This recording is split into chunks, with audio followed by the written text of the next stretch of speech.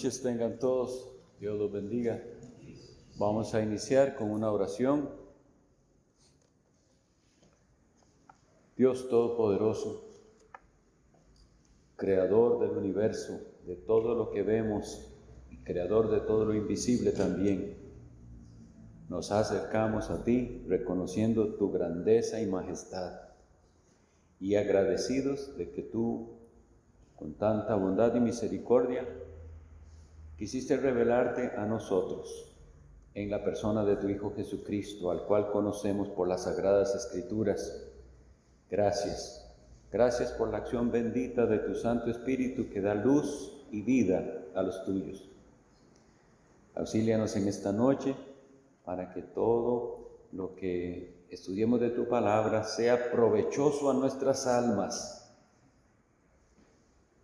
Esto lo ruego por cada uno de los que están aquí o vaya a escuchar esta lección.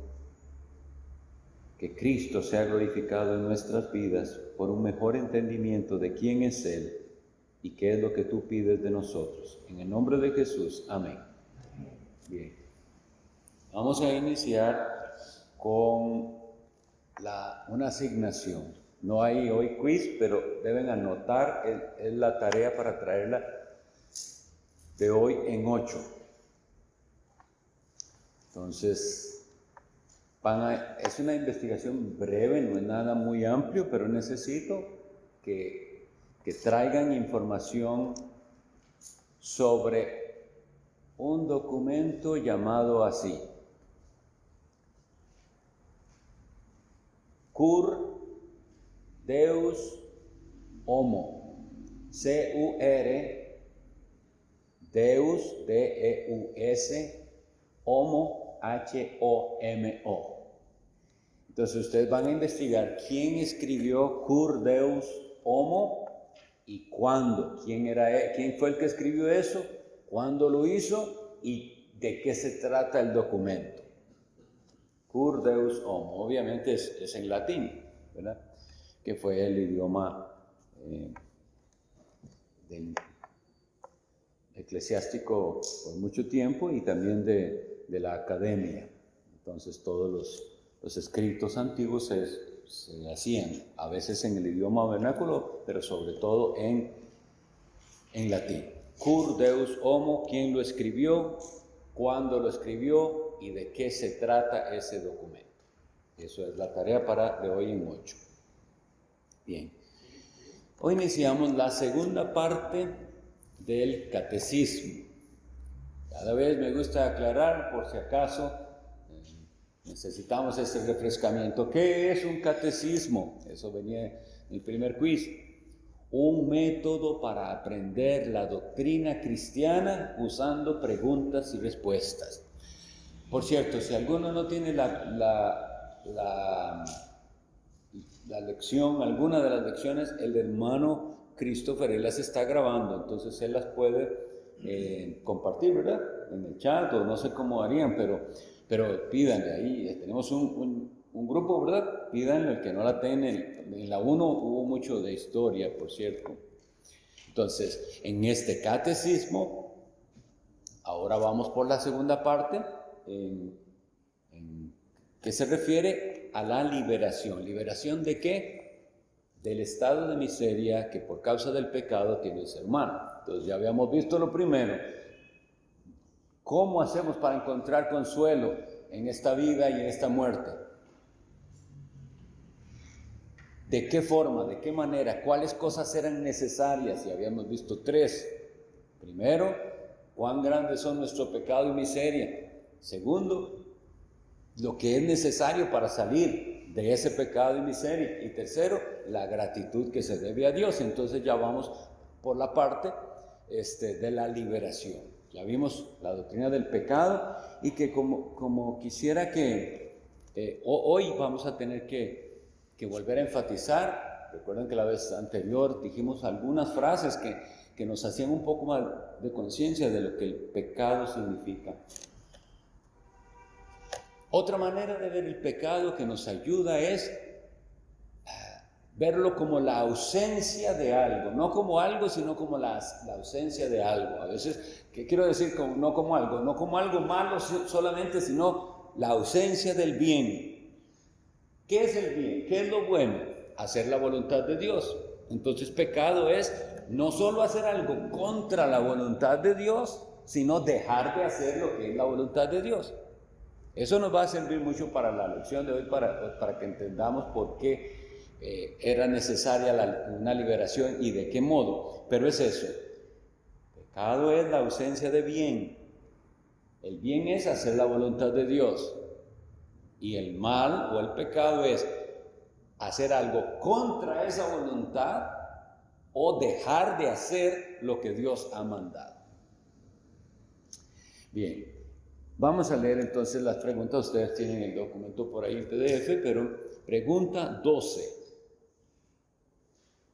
Dice así: entonces, en vista de que por el justo juicio de Dios estamos sujetos tanto a castigos temporales como eternos, ¿aún queda alguna manera o medio por el cual podamos ser librados de esos castigos y ser reconciliados con Dios?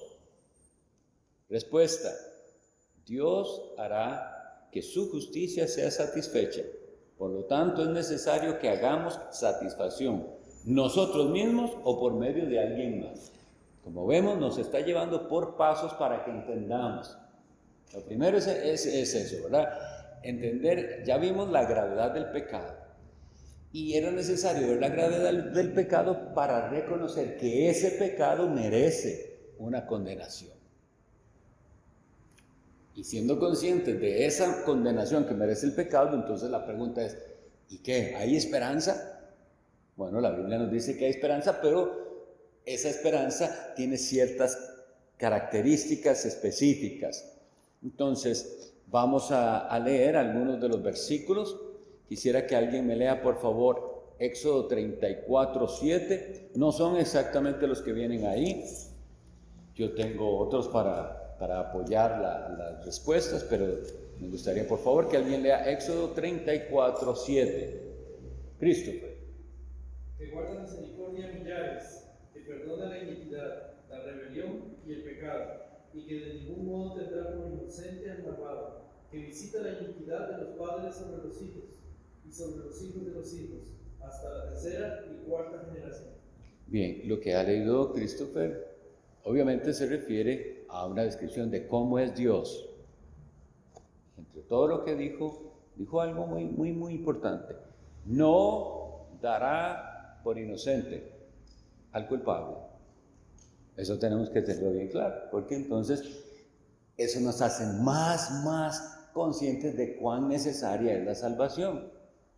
No tendrá por inocente al culpable. Y habiendo enfatizado la doctrina del pecado, me veo culpable. Y ahora digo, culpable, y Dios no tiene por inocente al culpable, ¿qué voy a hacer? Entonces, lo primero es eso. ¿Quién puede leer? Es casi similar, pero por favor lea el profeta Nahum 1:3.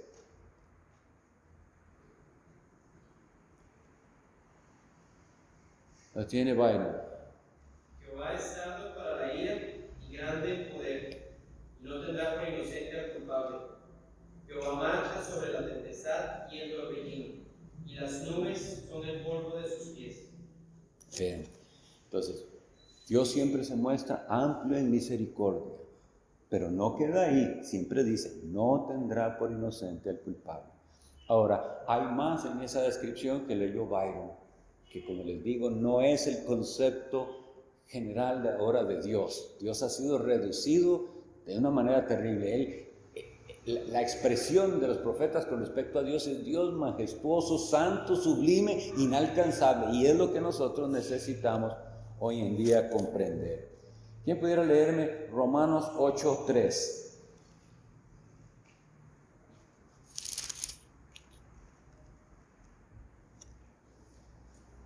¿Lo tienen? ¿Sí?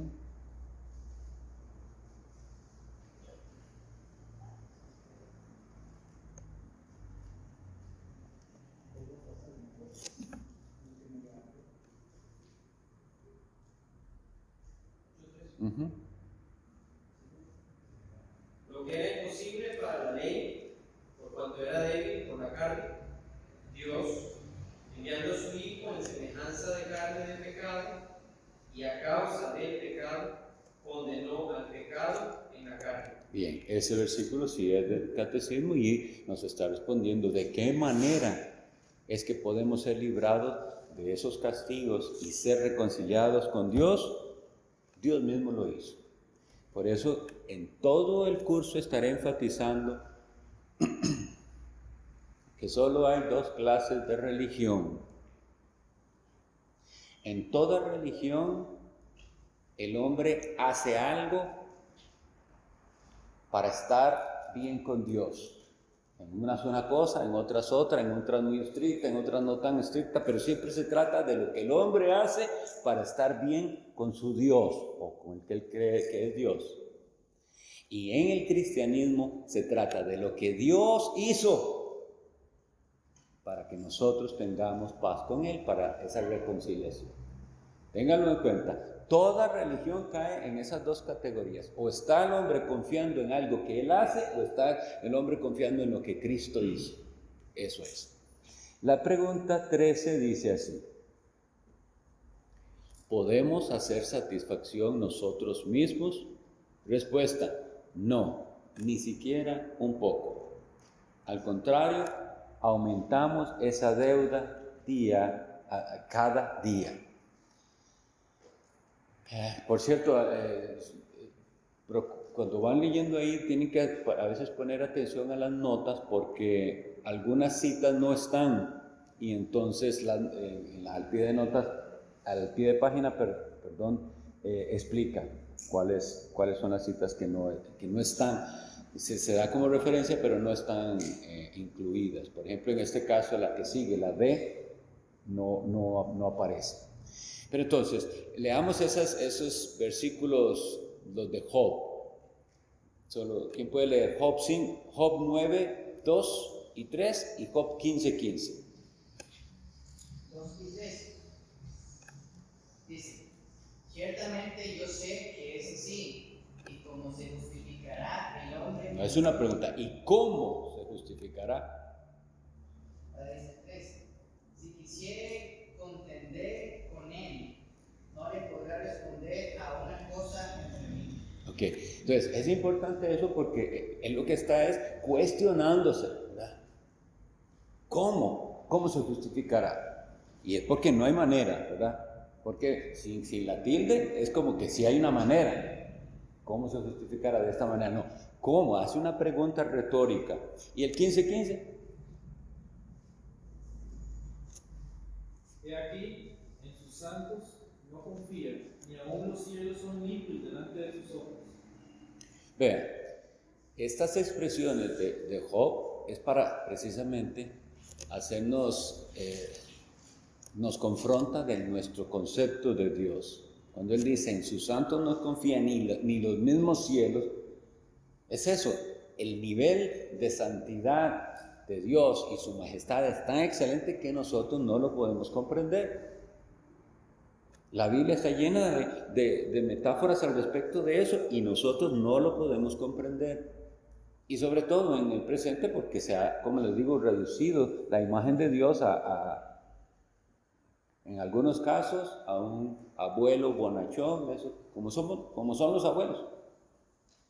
Los abuelos todo lo dan por bien y todo lo disculpan. Dios no es así. Es un padre, pero es un padre santo. Bien, vamos a la pregunta 14. ¿Hay alguna criatura en el cielo o en la tierra que siendo solo criatura pueda hacer satisfacción por nosotros?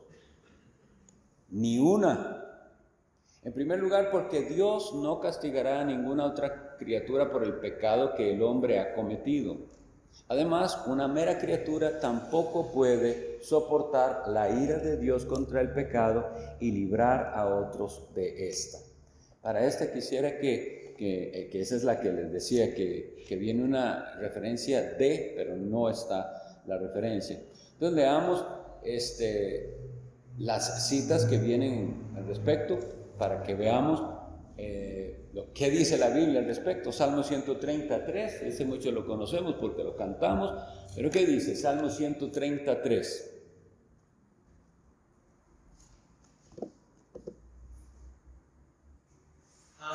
Si mirares los pecados, ¿quién, Señor, podrá mantenerse? Que la pregunta es, dijimos, ¿hay alguna criatura en el cielo o en la tierra que siendo solo criatura pueda hacer satisfacción por nosotros? Y nos lleva al salmo en el que el salmista pregunta, es el diminutivo del nombre de Dios Jehová. Si mirares a los pecados, ¿quién podrá mantenerse? ¿Cuál es la respuesta? Nadie se puede mantener ante Dios si Dios mira lo que Él es. Job 4:18.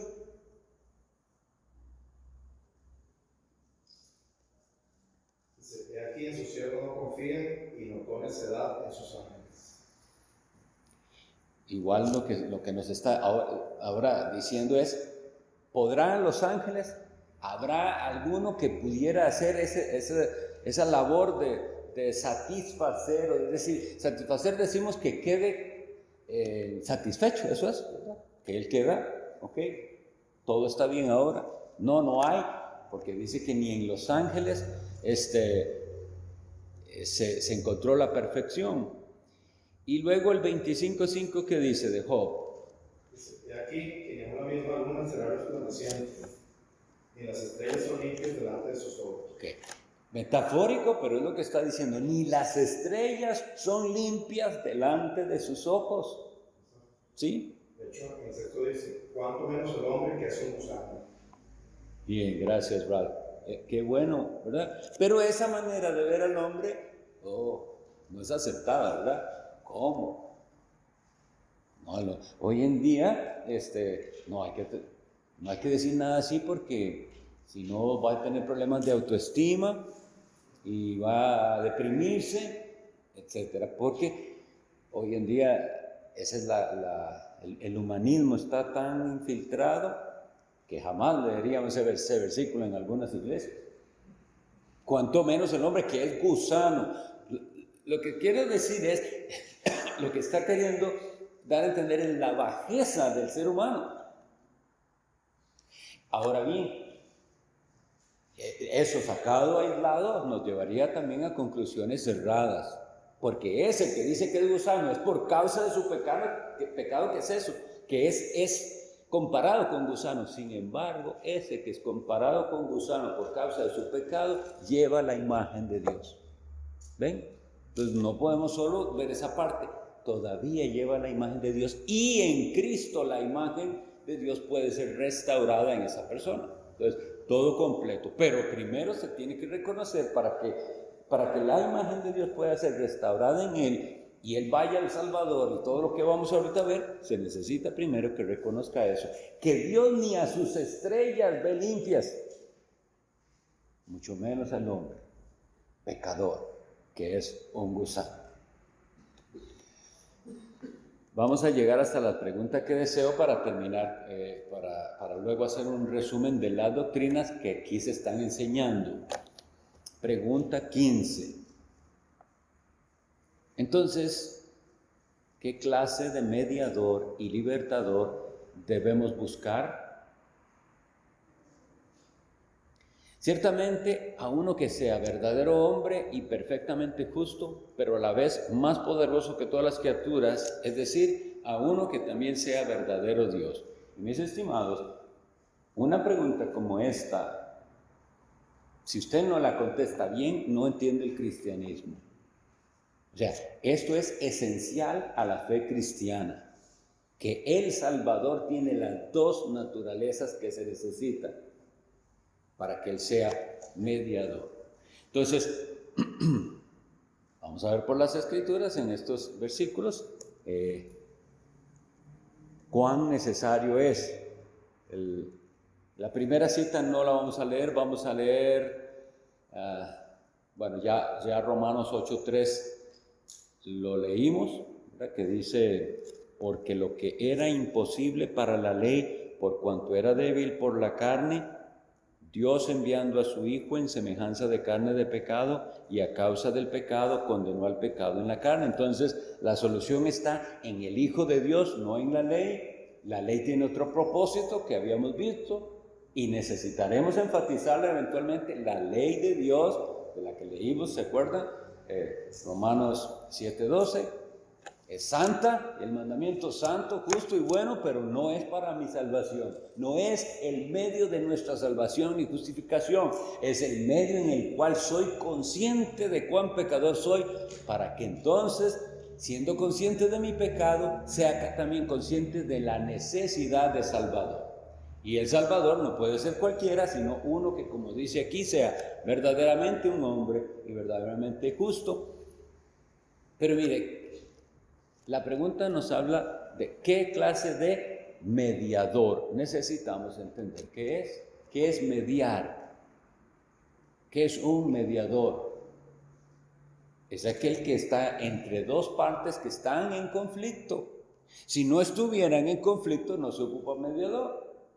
Se ocupa un mediador cuando hay dos partes en conflicto.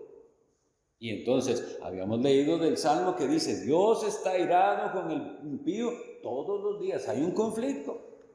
Y también sabemos que el hombre está en enemistad con Dios porque, como definimos ahora, actúa contra la voluntad de Dios, lo cual eso es pecado.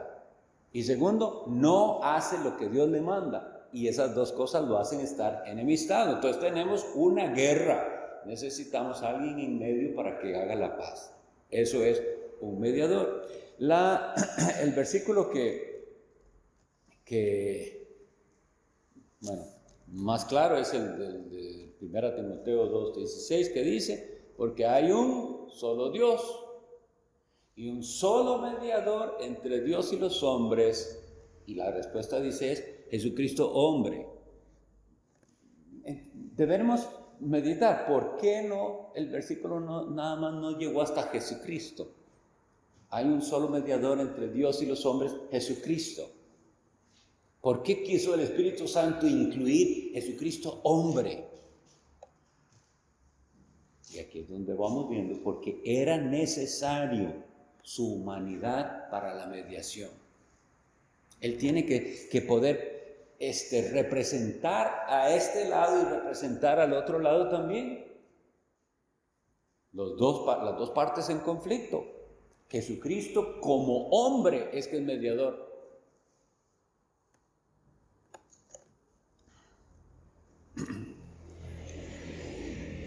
Y ese es el Salvador que nos convenía. ¿Quién puede leer Hebreos 7:26?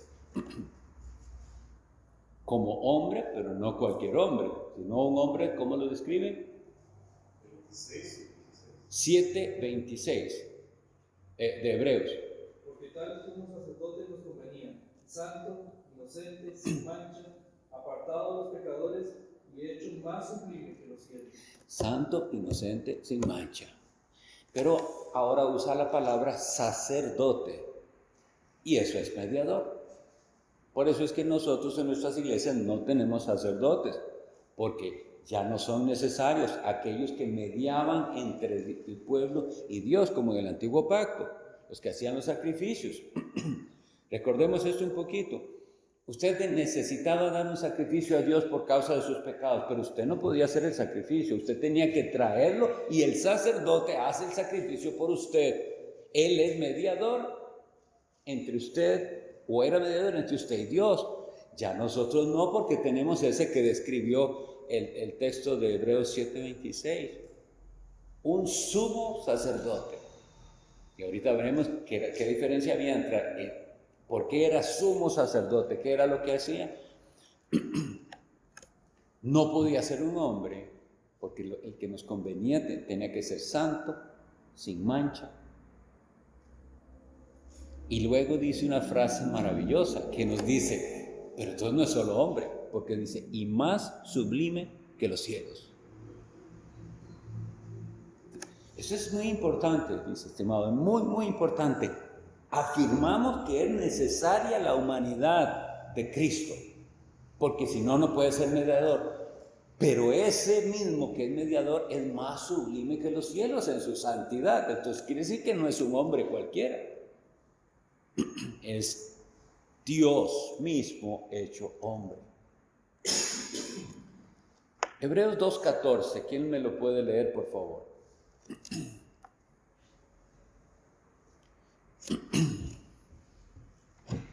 Así que por cuanto los hijos participaron de carne y sangre, él también participó de lo mismo, para destruir por medio de la muerte al que tenía el imperio de la muerte, esto es, al diablo.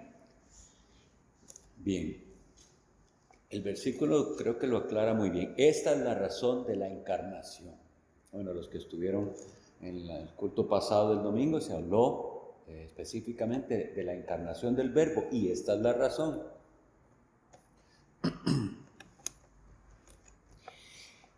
Que los hijos de Dios, los que Dios dentro de toda esta humanidad había de adoptar como hijos, eran seres humanos. Entonces dice, como ellos, ¿qué significa participaron de sangre de carne? Que eran seres humanos. Entonces, si ellos eran seres humanos, Él debía hacerse como ellos. Él también participó de lo mismo. Yo creo que nosotros no nos asombramos suficiente de lo que realmente significa que el Hijo eterno de Dios, uno con el Padre, se hiciera como uno de nosotros. Claro, había ya venido a este mundo en la forma del ángel de Jehová. En toda aparición que en el Antiguo Testamento ustedes vean que se habla de Dios viniendo a la tierra, ese es el Hijo de Dios, porque tenemos muy claramente en Juan 1:18 que dice, a Dios nadie le vio jamás. El unigénito Hijo que está en el seno del Padre, Él le ha dado a conocer. Entonces Él sí había venido y había dado a conocer a Dios. A Moisés, a Abraham, a todo el que se le apareció Dios fue Jesucristo antes de su encarnación, pero no era encarnado. Para la salvación de los hijos de Dios era necesario que Él participara de lo mismo. Y la razón tremenda está ahí, hasta participar de la muerte, para entonces destruir al que tenía el imperio de la muerte, esto es, al diablo. Entonces nosotros, si entendemos estas cosas, no tenemos esta manera de vivir que ciertos cristianos tienen derrotados. Como si aquí no se sabe quién va a ganar en este mundo. Nosotros sabemos quién ganó, Jesucristo, derrotó, destruyó. Ahora, que todavía ese reino no está consumado, ni todavía vemos a todos sus enemigos por estrado de sus pies, como dice la Biblia, eso es cierto. Pero es un hecho que nosotros creemos. Ahora, quisiera leer, vamos a ver, me falta una pregunta para llegar ahí. Pregunta 16. ¿Por qué es necesario que sea verdadero hombre y perfectamente justo también?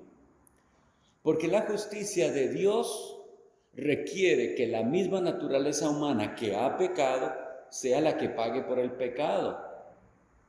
Pero aquel que es en sí mismo un pecador no puede pagar por otros. El que ha transgredido la ley de Dios es el ser humano. Entonces el ser humano, alguien debe pagar por el ser humano, pero el ser humano pecador no puede pagar por otros. Veamos algunos versículos.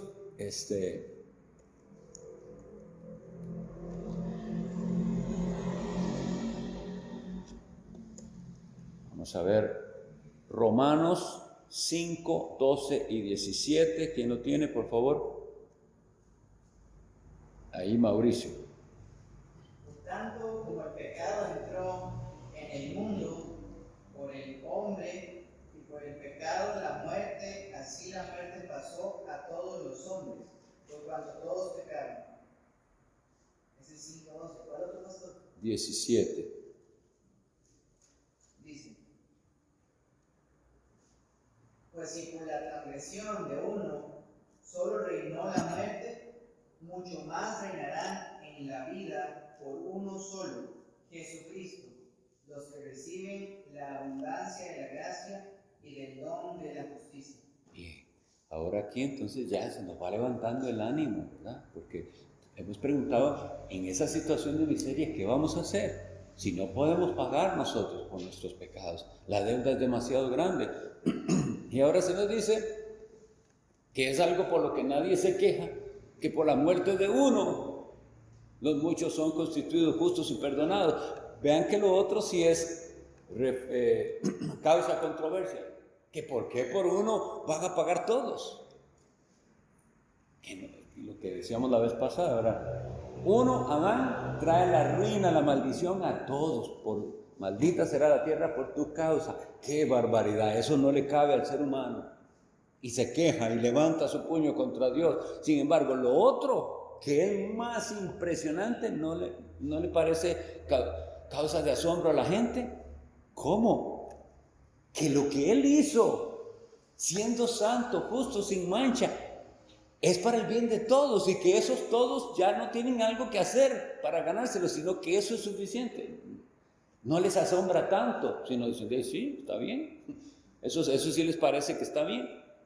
No, debería asombrarnos, y sobre todo a quién puso Dios, porque ahorita vamos a ver las dos doctrinas que hoy quisiera que queden bien claras, que son la propiciación y la expiación.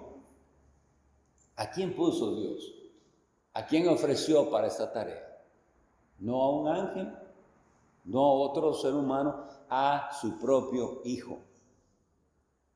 Al único que es la verdadera imagen de Dios, o la imagen misma de su sustancia, como dice Hebreos 1. A ese dio Dios. Y no lo escatimó. Escatimó es que no lo retuvo, lo dio para que pagara por el pecado.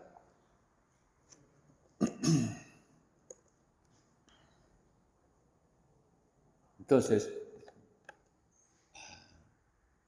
este tipo de preguntas, igual que a veces los niños, cuando les vamos a enseñar la palabra de Dios, alguna vez ellos van a decir, y a mí me pasó y les pasará, papá, ¿y por qué si Dios sabía que el hombre iba a pecar? ¿Por qué lo dejó? Que es una pregunta válida y que impresiona. Y nosotros tenemos que enseñarlos a considerar las cosas de la manera bíblica, y decir, vean, realmente, ¿por qué Dios lo hizo? Yo no le puedo decir, solo que la Biblia dice que todo es para su gloria, pero lo que sí le puedo decir que es inexplicable es lo que Dios hizo para salvar a los seres humanos. Entonces usted pasa al niño de ese corazón que ya quiere comenzar a cuestionarle a Dios, a algo incomprensible que le lleva al Evangelio. Eso sí que es incomprensible. ¿Por qué Dios quiso desprenderse de su Hijo eterno, precioso, como dice, más sublime que los cielos, santo, sin mancha? ¿Por qué quiso hacerlo eso para salvar pecadores? ¿Por qué hizo algo así? Tampoco podemos entenderlo, excepto que respondamos para su gloria. La última pregunta que hoy vamos a ver es la 17, que dice, ¿por qué Él debe ser también verdadero Dios? Y la respuesta nos dice, para que por el poder de su deidad pueda soportar en su carne el peso de la ira de Dios y pueda recuperar para nosotros y restaurarnos esa justicia y vida que perdimos. ¿Ve qué interesante que diga que perdimos? La perdimos desde Adán. Es necesario entonces que Él sea Dios verdaderamente. Por eso, porque no nos puede salvar alguien que es como nosotros. Quisiera que entonces, pensando en todo lo que hemos estudiado, en que el pecado es realmente una deuda, veámoslo así, lo que les decía del pecado, la ausencia de bien. Su deber es cumplir la ley de Dios y su deber es hacer lo que Dios manda. Si usted no lo hace, usted le está robando a Dios el deber. Usted no está haciendo lo que le debe. Entonces ahora queda debiéndole a Dios. ¿Me entienden esa frase? Usted tenía que obedecer la ley de Dios. y no lo obedeció, usted le debe eso a Dios. Usted quebranta la ley de Dios, le debe a Dios. Y pensemos en aquellos 2 mandamientos que habíamos visto. Cada vez que usted los incumple, la deuda se hace más grande. Hoy usted se evalúa y dice, hoy amó a Dios con todo su alma, su corazón, su mente y sus fuerzas.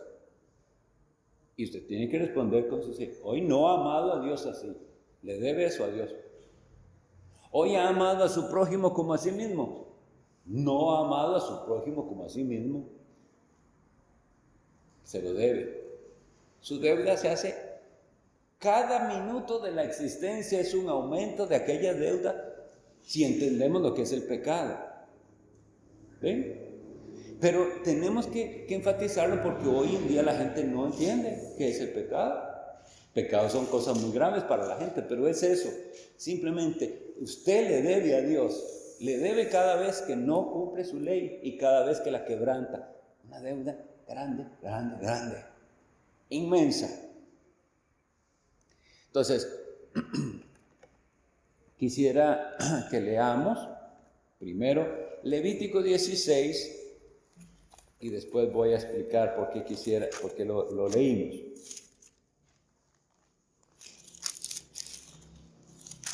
Yo lo voy a leer para ustedes, presten por favor mucha atención.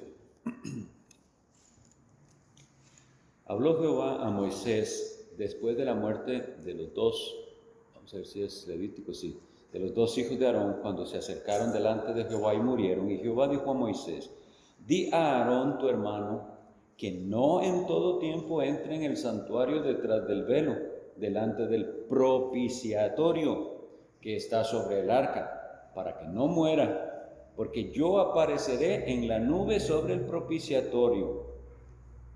Con esto entrará Aarón en el santuario con un becerro para expiación y un carnero para holocausto. Se vestirá la túnica santa de lino y sobre su cuerpo tendrá calzoncillos de lino y se ceñirá de cinto de lino y con mitra de lino se cubrirá. Son las santas vestiduras, con ellas se ha de vestir después de lavar su cuerpo con agua.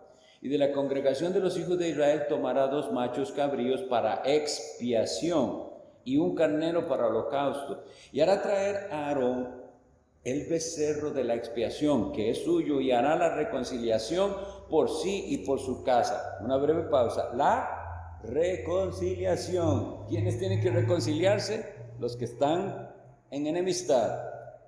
Versículo 7. Después tomará los 2 machos cabríos y los presentará delante de Jehová a la puerta del tabernáculo de reunión, y echará suertes a Aarón sobre los 2 machos cabríos, para suerte por Jehová y otra por Azazel.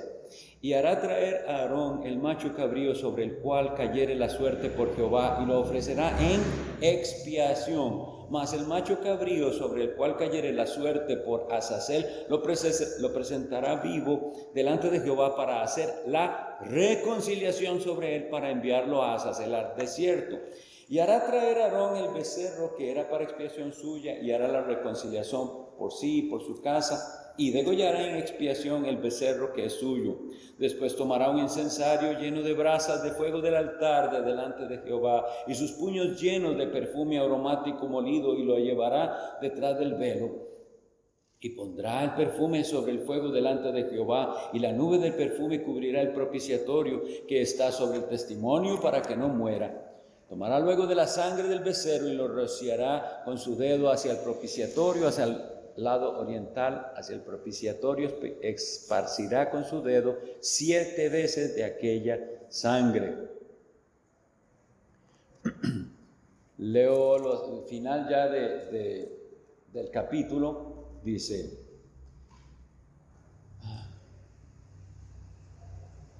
el versículo 29 en adelante, ahí estamos en la descripción de todo el rito, pero el 29 en adelante dice: y esto tendréis por estatuto perpetuo.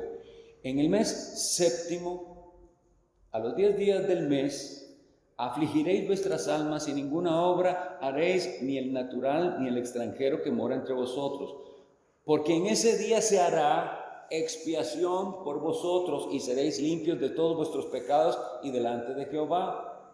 Oigan, Era un día específico, serán limpios delante de Jehová. Día de reposo es para vosotros y afligiréis vuestras almas. Es estatuto perpetuo.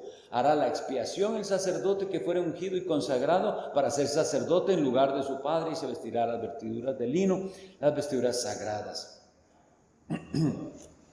Y hará la expiación por el santuario santo y el tabernáculo de reunión. También hará expiación por el altar, por los sacerdotes, por todo el pueblo de la congregación. Y esto tendréis por estatuto perpetuo, para hacer expiación una vez al año por todos los pecados de Israel. Y Moisés lo hizo como Jehová le mandó. Alguien que me lea rápidamente Hebreos 9:7.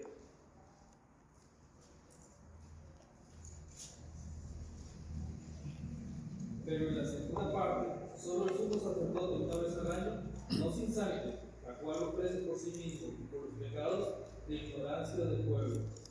Entonces, aquí en Hebreos se está explicando este rito. Que ese sumo sacerdote no era simplemente de la casa de la tribu de Leví, de los sacerdotes, sino descendiente directo del sumo sacerdote Aarón. Era el que tenía el permiso de una vez al año. Dice, vea cómo empezamos la lectura. Dígale a Aarón que no entre aquí como él quisiera. Una vez al año. Pero antes de entrar, un montón de cosas que tenía que hacer. Y dos de ellas nos explican muy bien el tema de hoy. La Biblia explica entonces la cruz. ¿Qué fue lo que sucedió en la cruz? En términos de dos cosas que ocurrieron: propiciación y expiación. Son las dos cosas que Jesucristo hizo en nuestro favor. Recordemos que estamos viendo y cómo Él nos liberta de ese estado de pecado que nos hace merecer la condenación.